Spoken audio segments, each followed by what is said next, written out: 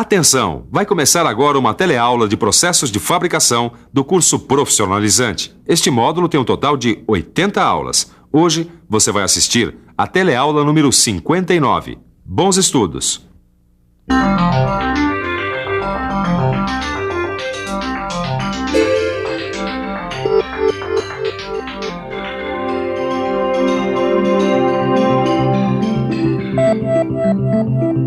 Eis aí o resultado de uma boa usinagem.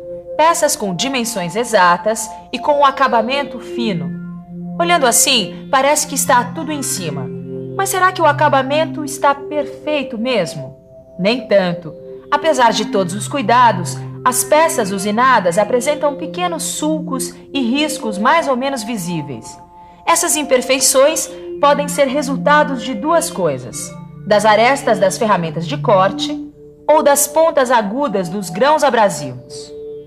Olha só, mesmo uma peça como essa, que passou por retificação, ou seja, que tem um acabamento feito em máquina, quando vista através de uma lente de aumento, apresenta algumas irregularidades ou rugosidades. Bom, e aí o que fazer? Será que esse problema não tem solução? É claro que tem. É só submeter a peça com superfície irregular a uma dessas operações que nós vamos ver na teleaula de hoje.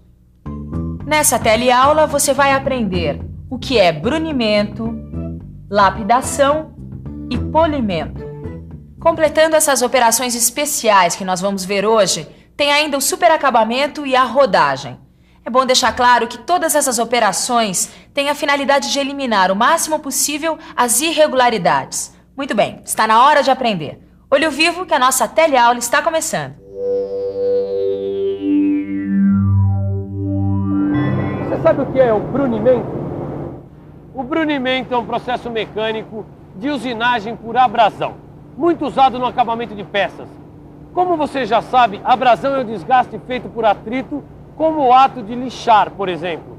Normalmente, o brunimento é feito com uma ferramenta de abrasão, chamada brunidor. Observe que o brunidor é formado por segmentos de material abrasivo montados em grupos. No processo de brunimento, enquanto o brunidor gira e simultaneamente se movimenta para cima e para baixo, os segmentos abrasivos vão desgastando, isso é, brunindo a parte interna da peça. Veja nesse desenho em corte como as coisas acontecem. A ferramenta tem um dispositivo que pressiona os segmentos abrasivos contra as paredes internas da peça. O brunidor gira lentamente, enquanto faz o movimento de sobe e desce. A diferença em relação à retificação fica por conta da velocidade de rotação, que no caso do brunimento é menor, e também da pressão entre as superfícies, que no brunimento é maior. Velocidade menor, pressão maior, resultado: uma superfície muito próxima da perfeição, lisinha. É isso que o alojamento do êmbolo deste compressor está precisando. Eu vou mandar fazer um brunimento nele, depois troco os anéis e esse compressor vai ficar novinho em folha. Aliás, esse tipo de brunimento, que dá uma espécie de lixada nas superfícies internas de forma cilíndrica, também é usado em várias peças que a gente conhece. Nos cilindros dos motores, por exemplo, e também no alojamento de êmbolos hidráulicos, e até mesmo em tubos de canhão. Mas não fique pensando que o brunimento é uma operação que se faz somente em superfícies internas, não. Ele também pode ser feito na superfície externa desse eixo, por exemplo. As operações especiais não se restringem ao brunimento. Existem várias outras. Tem uma, aliás, que tem um nome bastante conhecido. Vamos ver? Qual é o nome dessa pedra aqui? Diamante. Diamante. Diamante. Diamante. Diamante. Um diamante é encontrado assim na natureza ou ele passa por algum processo de acabamento? Ele passa por um processo de acabamento. Ele é encontrado bruto, passa por vários processos de acabamento. Qual é o nome desse processo de acabamento? Lapidação. Lapidação. Não, ele está assim quando ele está lapidado. Viu só como esse processo é conhecido? Lapidação. É claro que o processo de lapidação na área mecânica é bem diferente do processo de lapidação do joalheiro para fazer uma joia. É que nos dois casos os processos têm muitas coisas em comum. A começar que os dois processos proporcionam um elevado grau de acabamento. Pode anotar aí, na mecânica, lapidar é dar às superfícies das peças exatidão e elevado grau de acabamento.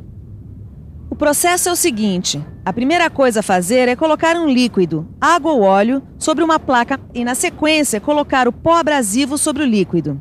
Aí, com a ajuda de um dispositivo e com a realização de movimentos circulares, o resultado vai ser um acabamento fino.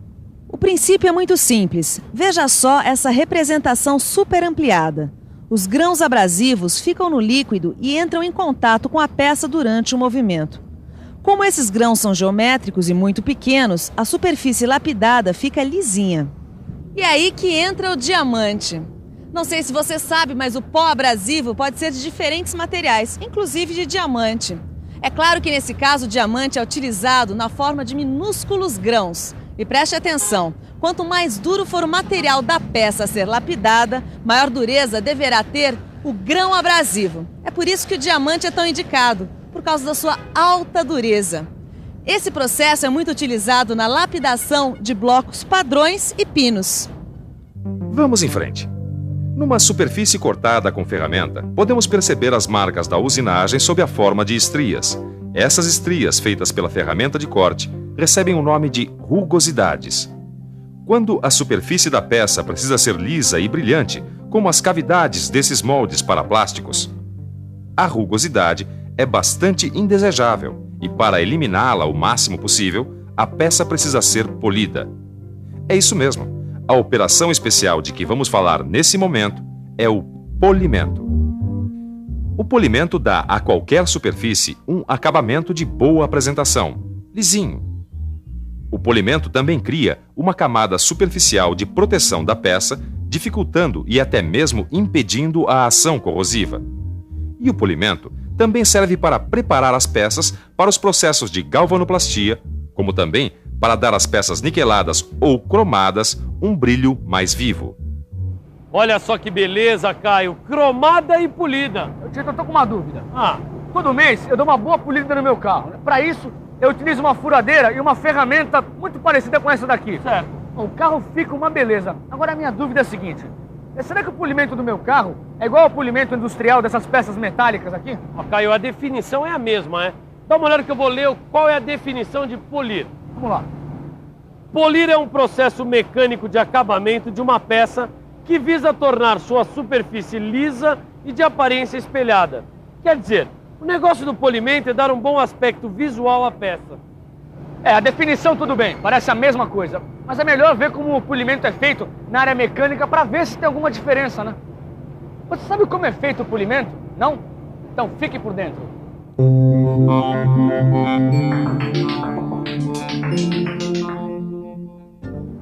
Discos de escova e feltros abrasivos. Essas são normalmente as ferramentas usadas no polimento. Discos ou conjuntos de discos revestidos com substâncias abrasivas.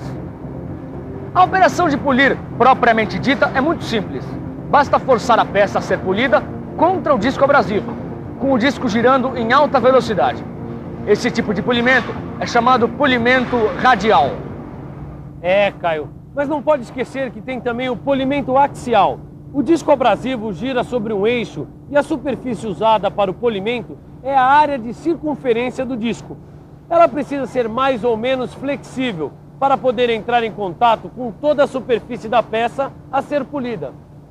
Opa, então é esse tipo de polimento que eu faço, o axial. E essa aqui, é a parte que entra em contato com o carro. Na verdade, Caio, o que faz é muito mais do que o enceramento. Porque no caso do polimento, a superfície da peça vai se desgastando até ficar homogênea e lisa. Eu não estava lembrando disso não, Tito. No polimento, a superfície da peça já é desgastada. Agora, já pensou se fosse polir mesmo o meu carro? A pintura dele é pro beleléu. Agora, eu gostei de ver, hein? Você guardou mesmo os princípios do polimento. E você, sabe quais são os princípios do polimento? Então fique por dentro. Princípios do polimento.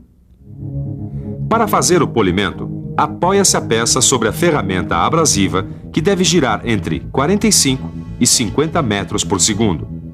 Neste contato, a superfície da peça perde material, de acordo, é claro, com a granulação do abrasivo utilizado. O polimento pode ser feito com discos abrasivos ou ainda através de lixas, pó ou bastão abrasivo.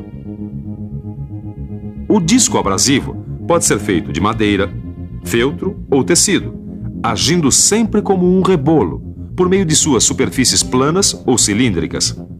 O abrasivo que recobre essas superfícies é colado ou fixado com adesivos. Você pode até não saber, mas o polimento é muito útil para que a gente tenha à mão produtos de qualidade. Os produtos plásticos, por exemplo, para serem feitos, eles precisam de moldes.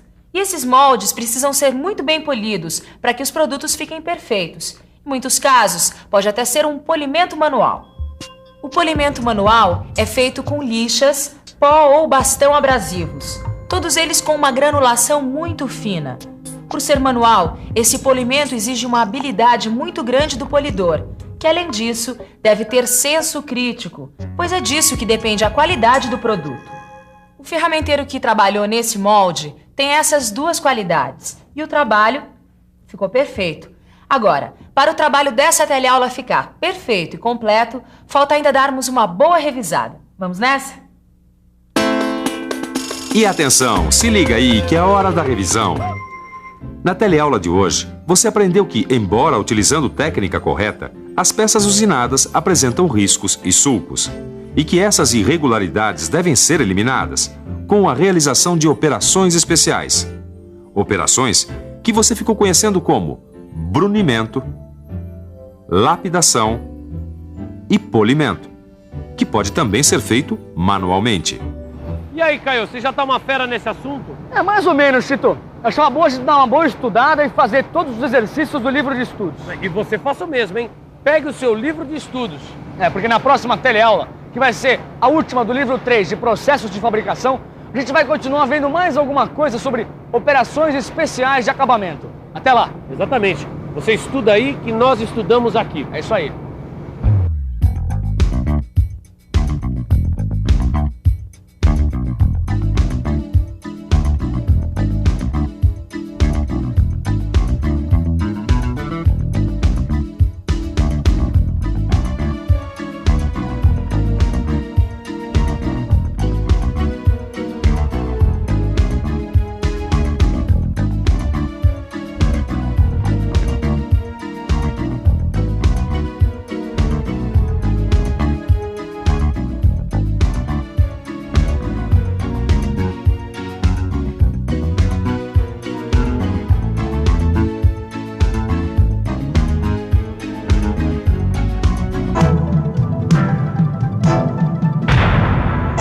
Telecurso 2000, um programa de educação do Sistema Fiesp e da Fundação Roberto Marinho.